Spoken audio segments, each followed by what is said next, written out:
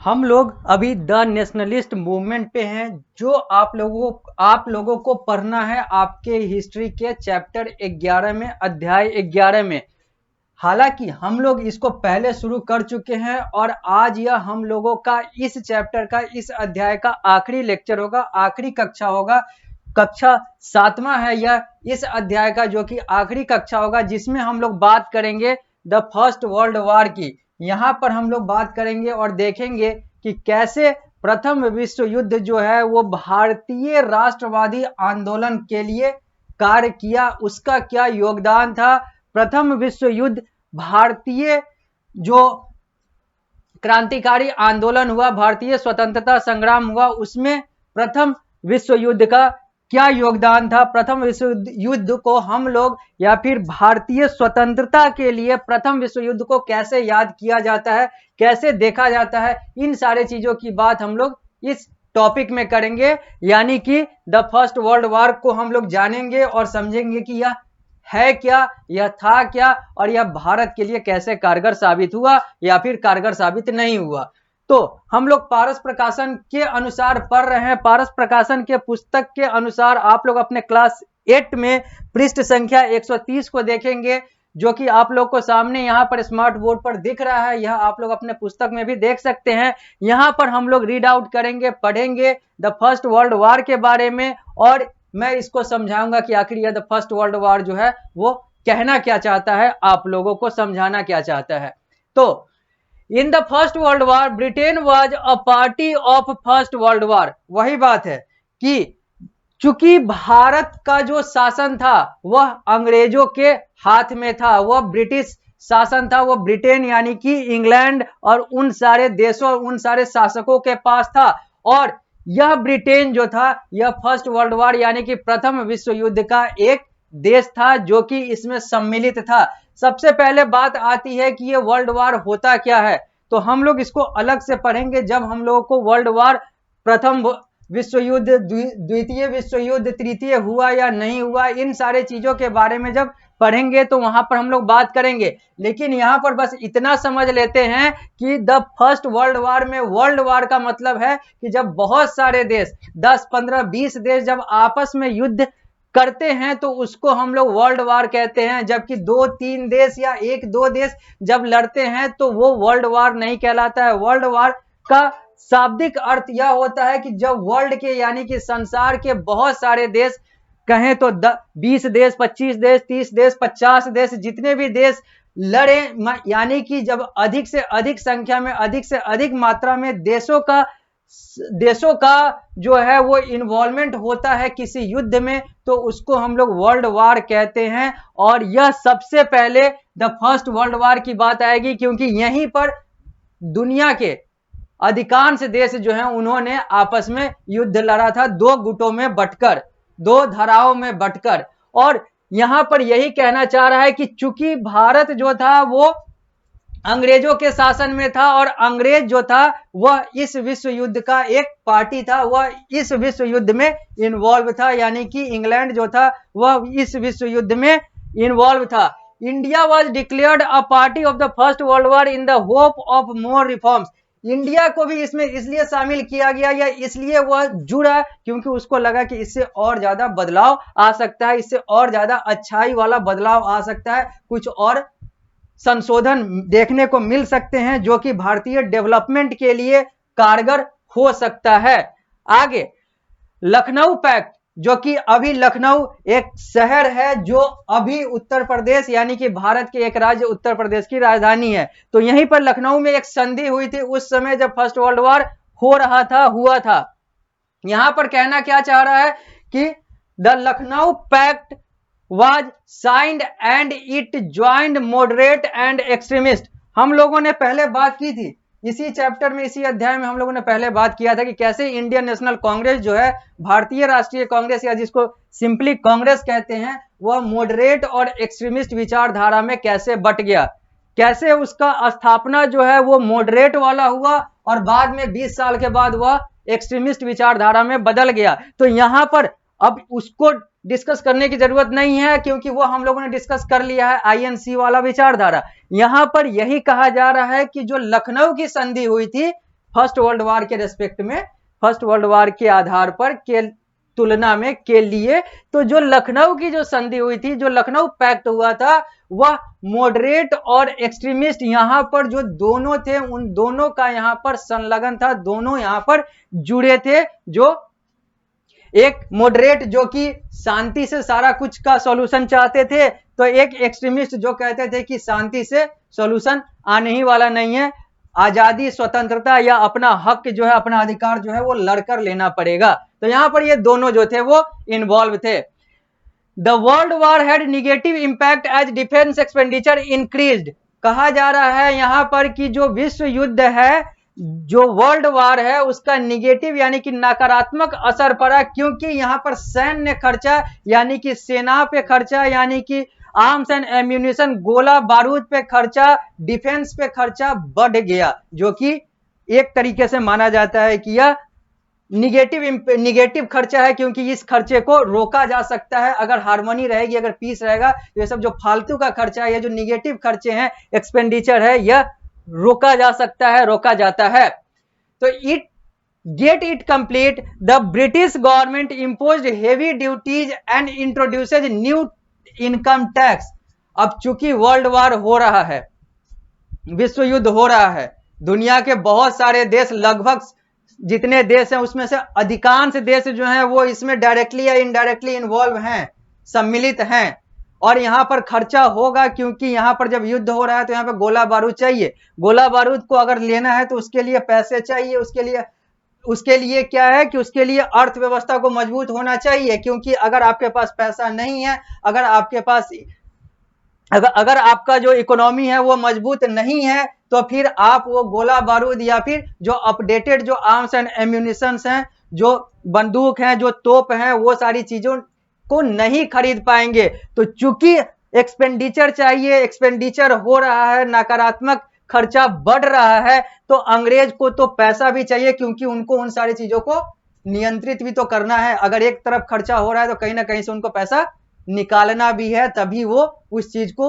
लंबे समय तक सस्टेन कर पाएंगे, लंबे समय तक चला पाएंगे। तो इसलिए उन्होंने क्या किया कि जो जहां जहां उन्होंने शासन किया, भारत की बात करें तो भारत जो उनका एक शासित देश था, वहां के लोगों पर उन्होंने ड्यूटीज और टैक्सेस बढ़ा दिया, यहाँ के लोगों पर उन्होंने कर बढ़ा दिया, अलग अलग चीजों पे उन्होंने अलग अलग टैक्सेस बढ़ा दी, और वहां से ये फिर रेवेन्यू जनरेट करते थे, पैसा जनरेट करते थे, और फिर उसी का खर्चा जो है वो आर्म्स एंड एम्यूनिशन यानी कि आर्मी एक्सपेंडिचर पे करते थे, डिफेंस एक्सपेंडिचर पे करते थे।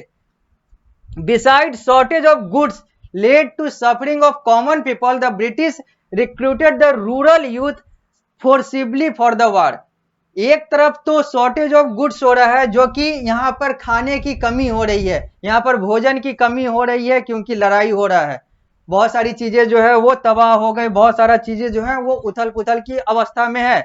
तो यहाँ पर खाने की कमी तो है ही है, यहाँ पर अंग्रेज क्या कर रहे हैं कि जो आम जनता है वो खाने से त्रस्त, मतलब खाने के मतलब जो समस्या है उससे तो ये जूझ रहा ही रहा है। यहाँ पर अंग्रेज क्या कर रहे हैं, तो ग्रामीण जो युवा हैं उनको जबरदस्ती युद्ध में ला रहे हैं एज अ मैन पावर। यहाँ पर ग्रामीण युवाओं को जबरदस्ती युद्ध में सम्मिलित किया जा रहा है, ताकि वो अंग्रेजों के तरफ से इस विश्व युद्ध में लड़ाई लड़ें। The period after the World War I was full of depression for Indian। जब वर्ल्ड वार 1 यानी कि प्रथम विश्व युद्ध खत्म हुआ, तो लोगों के लिए यानी कि भारतीय लोगों के लिए यह एक शोक यानी कि अवसाद का समय आ गया। यहाँ पर लोग जो है, अधिकांश इंडियन जो है वो डिप्रेस्ड हो गए, अवसाद में चले गए, शोक में चले गए, क्योंकि बहुत सारा नुकसान हो गया। During the World War I, the Home Rule movement was led by बाल Gangadhar Tilak and Annie Besant। यहाँ पर कहा जा रहा है कि जो वर्ल्ड वार 1 चल रहा था, उस समय एक home rule movement, home rule आंदोलन की शुरुआत की गई, का नेतृत्व किसने किया, तो बाल गंगाधर तिलक, जो कि इंडियन नेशनल कांग्रेस के हम लोगों ने देखा था एक्सट्रीमिस्ट लीडर में से आते थे, एंड एनी बेसेंट। इन दोनों ने होम रूल मूवमेंट का नेतृत्व किया, की शुरुआत की। It demanded self government for Indian. Home rule movement का मतलब क्या था कि भारत के लिए एक सेल्फ गवर्नमेंट हो, यानी कि भारत जो है या भारतीय जो है यहाँ पर मांग ये कर रहे थे कि हम लोग के लिए एक खुद से चलाया जाने वाला एक सरकार हो, खुद से चलाया जाने वाला प्रशासन हो। तिलक गेव फेमस स्लोगन, यहीं पर बाल गंगाधर तिलक ने एक बहुत प्रसिद्ध नारा दिया था कि Swaraj is my birth right and I shall have it. Swaraj हमारा जन्मसिद्ध अधिकार है और मैं इसे लेकर रहूंगा। ये नारा बाल गंगाधर तिलक ने फर्स्ट वर्ल्ड वॉर के समय दिया था, जब होम रूल मूवमेंट की बीज रखी गई थी, की नींव रखी गई थी। यहीं पर बाल गंगाधर तिलक ने कहा था कि स्वराज हमारा जन्मसिद्ध अधिकार है और मैं इसे लेकर रहूंगा। यह था बाल गंगाधर तिलक का फेमस स्लोगन, जो आज भी भारतीयों को और अलग अलग लोगों को प्रेरित करता है और यह बताता है कि कैसे यह जो स्लोगन था, यह जो नारा था, वह भारतीय स्वतंत्रता के लिए कार्य किया। आगे, Annie Besant published his paper New India and Commonwealth and Tilak brought Kesari and Maratha to spread his ideas. अब यहां पर चार किस चीज की बात हो रही है? तो चार पेपर की बात हो रही है, चार पत्र की बात हो रही है। हम लोगों ने पहले पिछली कक्षाओं में हम लोगों ने देखा था कि कैसे न्यूज़पेपर और मैगजीन भी भारतीय स्वतंत्रता संग्राम के लिए, भारतीय स्वतंत्रता सेनानियों के लिए एक बहुत मददगार टूल, यानी कि एक बहुत मददगार औजार के तौर पर, हथियार के तौर पर कार्य करता था, ताकि यहां पर लोग लिख लिख कर, प्रकाशित करके और लोगों में बांट कर लोगों के बीच स्वतंत्रता पाने के लिए जो जोश होना चाहिए था वो जगाने का प्रयास करते थे। और इसके आधार पर लोग जो हैं वो इकट्ठे होते थे और राष्ट्रवादी आंदोलन में जुड़ते थे, जो नहीं भी पहले से जुड़े थे। तो यहां पर एनी बेसेंट ने दो पत्र को छापा, यानी कि दो पत्र का प्रकाशन किया, जिसका नाम न्यू इंडिया और कॉमनवेल्थ था। जबकि बाल गंगाधर तिलक का दोनों पुस्तक का नाम, एक का नाम मराठा और दूसरे का नाम केसरी था।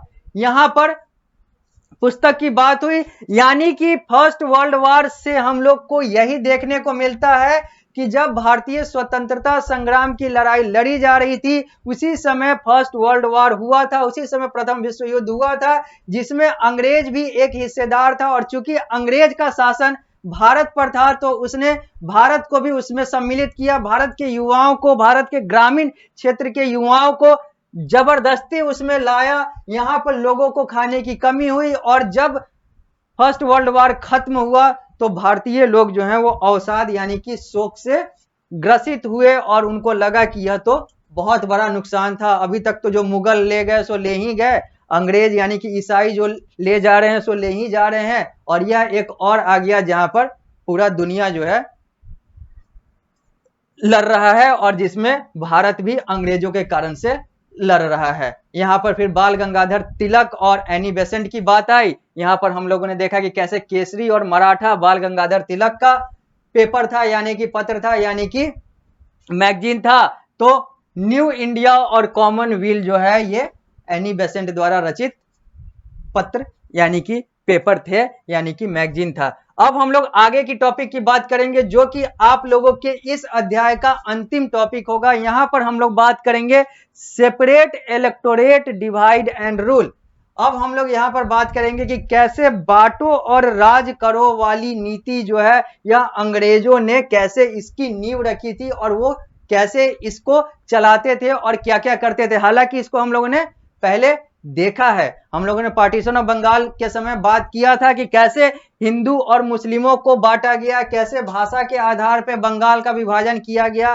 क्यों किया गया? क्योंकि बंगाल से हमारा जो नेशनलिस्ट मूवमेंट था, जो राष्ट्रवादी आंदोलन था, वो और जोर पकड़ रहा था। क्योंकि वहीं से रविंद्रनाथ टैगोर, जिन्हें गुरुदेव कहा जाता है, या फिर अलग अलग लोगों की हम लोग बात करें, सब लोग जो हैं वहां से ही इस राष्ट्रवादी आंदोलन की शुरुआत या फिर नींव रख रहे थे। और अंग्रेजों को लगा कि इसको तोड़ना है तो बंगाल को ही विभाजित कर दो, तो हिंदू मुस्लिम में उन्होंने बंगाल को डिवाइड कर दिया। जो वेस्ट बंगाल था, यानी कि बंगाल, पूरे बंगाल का जो पश्चिमी हिस्सा था वो हिंदू बहुल था, जो ईस्ट था वो पूर्वी हिस्सा था वो मुस्लिम बहुल था। तो इन्होंने उसके आधार पर भी बांटा। देखा कि ये हिंदू मुस्लिम सब अलग हैं, दोनों धर्म जो है वो अलग है, लेकिन जो बांग्ला भाषा है यह इन लोगों को एक कर रही है। तो इन्होंने भाषा के आधार पर बिहार, ओडिशा और अलग अलग प्रांत, अलग अलग राज्य को भी उसी बंग भंग के कंसेप्ट से अलग किया, क्योंकि बिहार हो, ओडिशा हो अभी का, या अभी का पश्चिम बंगाल हो, या फिर अभी का बांग्लादेश हो, यह सब वही यूनाइटेड बंगाल का हिस्सा था, यह सब यूनाइटेड बंगाल था। तो अब हम लोग बात करेंगे divide and rule separate electorate की। The British enacted the Indian council act in 1909। वर्ष 1909 में अंग्रेजों ने किस एक्ट, किस कानून को लागू किया? तो इंडियन काउंसिल एक्ट को लागू किया वर्ष 1909 में, 1909 में। It was more famous as Minto Morley reform. इसको हम लोग मिंटो मॉर्ले रिफॉर्म भी कहते हैं, यानी कि इंडियन काउंसिल एक्ट का दूसरा नाम जो है वो मिंटो मॉर्ले रिफॉर्म्स भी है। The act increased the number of elected members in the Imperial Legislation Council and Provincial Council। अब यहां पर क्या कहा जा रहा है कि इस एक्ट में क्या हुआ? तो इस एक्ट में सीधा सीधा कहें, साफ साफ कहें तो इस एक्ट में जो क्या कहते हैं, जो राजनीतिक जो ताकत थी या फिर जो राजनीतिक संख्या थी उसको बढ़ाने का कार्य किया गया, चाहे वो राज्य वाले यानी कि प्रोविंस वाले सदन में या फिर देश वाले सदन में, इन दोनों जगहों पे नंबर ऑफ मेंबर को बढ़ाने का एक रिफॉर्म लाया गया, एक मिंटो मॉर्ले रिफॉर्म लाया गया, एक इंडियन काउंसिल एक्ट जिसको दूसरे नाम से जानते हैं, यहां पर एक रिफॉर्म लाया गया, एक एक्ट लाया गया, जहां पर क्या किया गया?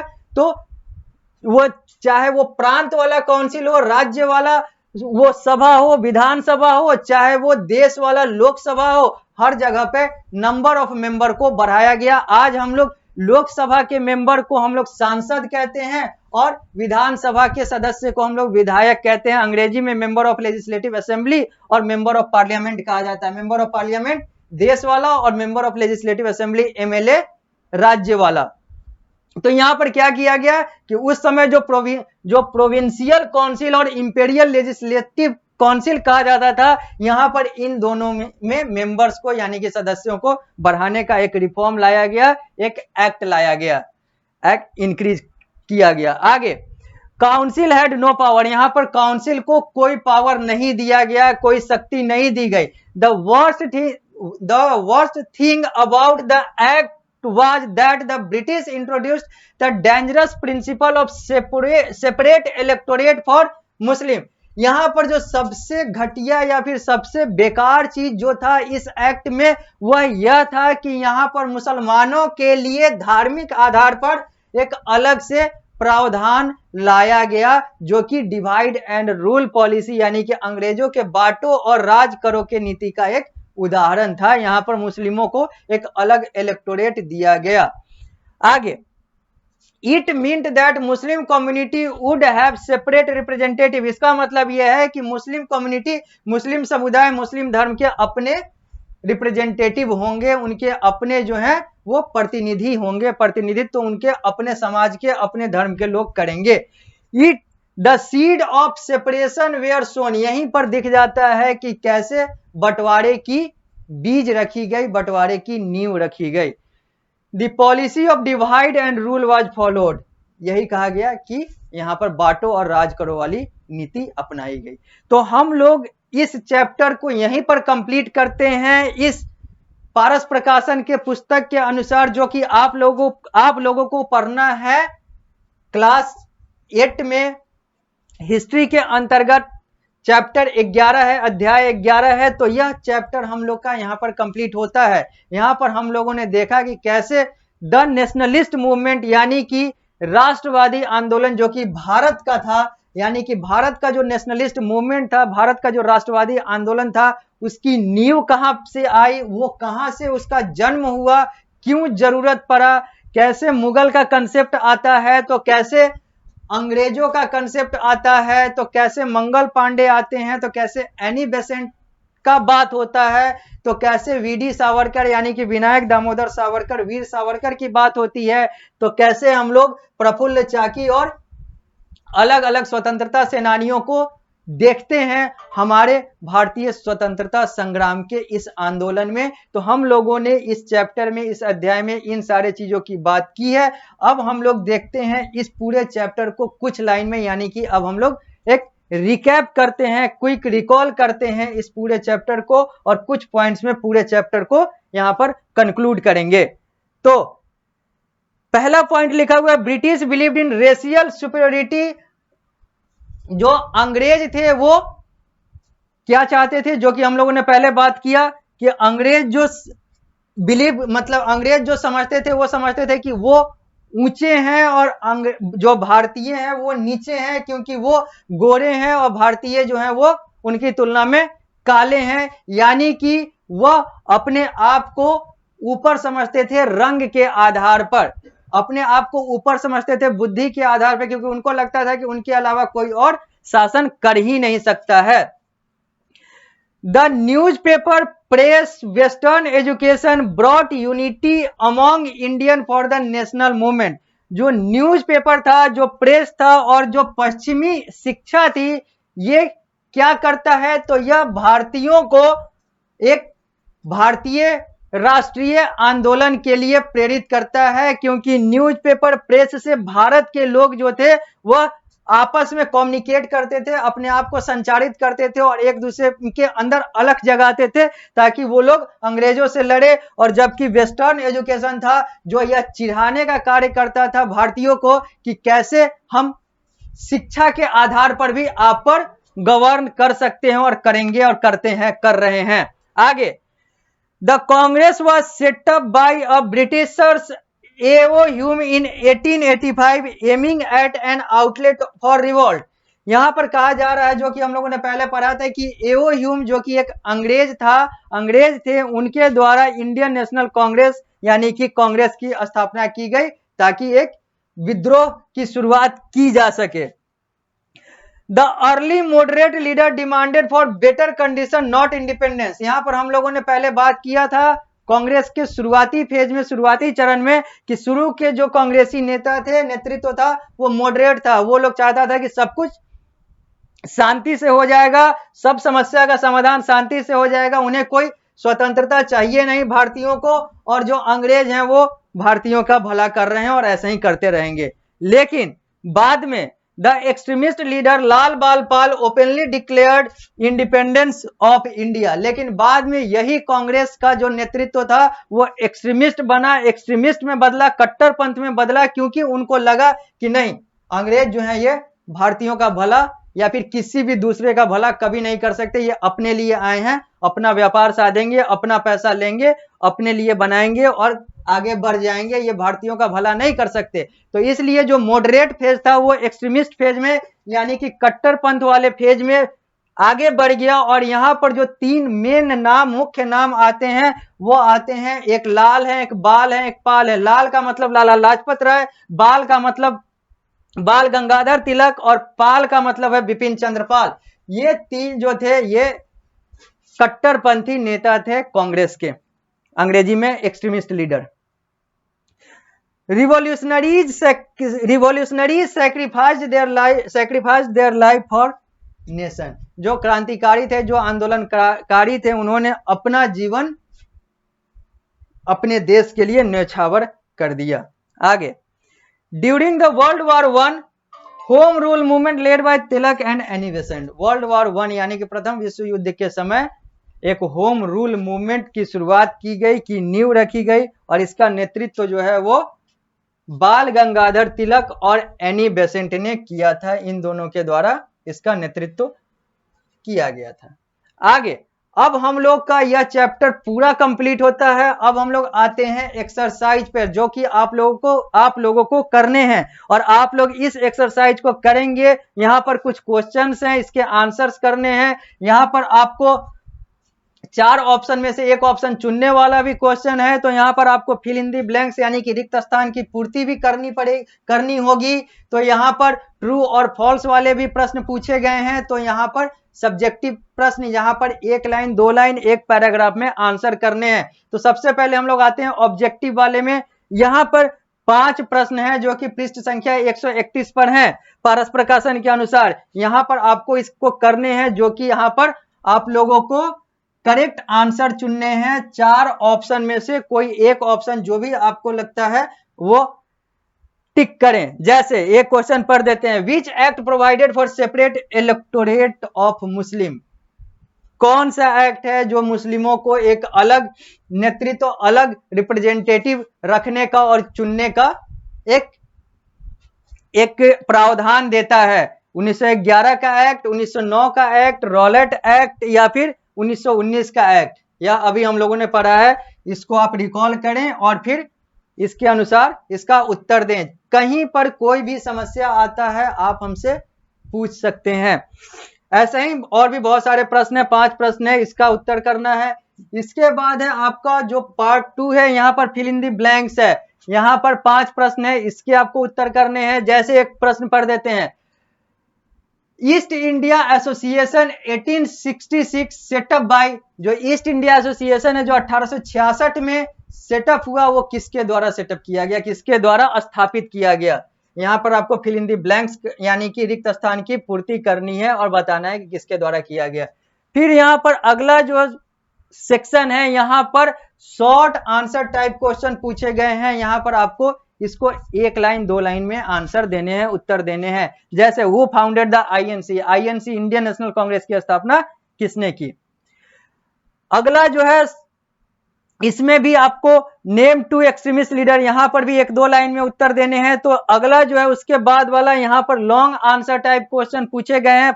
6 प्रश्न है, इसको 5-6 लाइन में, 5-6 सेंटेंस में यानी कि 1 पैराग्राफ में करने हैं।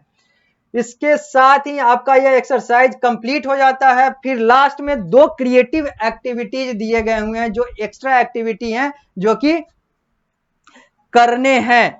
यहां पर है divide the class into 2 group. आप अपने क्लास को 2 समूह में बांटे। एक एक्सट्रीमिस्ट समूह होगा यानी कि एक कट्टरपंथी समूह होगा, और एक मॉडरेट जो सब कुछ आसानी से और शांति से करना चाहता है। They will organise the protest movement with their demand. और अब आप लोग जो हैं, दोनों ग्रुप जो हैं, वो एक प्रोटेस्ट मूवमेंट यानी कि एक विरोध वाला जो आंदोलन है वो करें और अपने मांग की पूर्ति करने के लिए अपनी मांग रखें।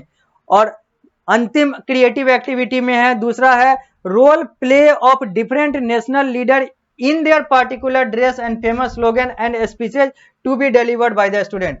और यहां पर दूसरा कहा जा रहा है कि आपको जो भी क्रांतिकारी, जो भी रिवॉल्यूशनरी, या फिर जो भी नेशनल लीडर यानी कि जो भी भारतीय नेता जो हैं वो पसंद आते हैं, उनके जैसा अपना सेटअप यानी कि अपना गेटअप करें, अपना ड्रेस बनाएं, ड्रेस पहने, वैसे टोपी पहने, जो भी आपको लगते हैं कि यह हमारे लिए आइडियल है, उनका ड्रेस और उनके अनुसार अपने आप को पहले बनाएं, पहले ढालें, और फिर उनका जो स्लोगन है, जो भी उनका फेमस स्लोगन है और जो भी उनका स्पीच है, यह बोलने का प्रयास करें। तो यह 2 क्रिएटिव एक्टिविटी हो गई। इसके साथ ही यह चैप्टर कंप्लीट हो जाता है। जब हम लोग अगली कक्षा में आएंगे तो फिर हम लोग किसी और चैप्टर पे बात करेंगे।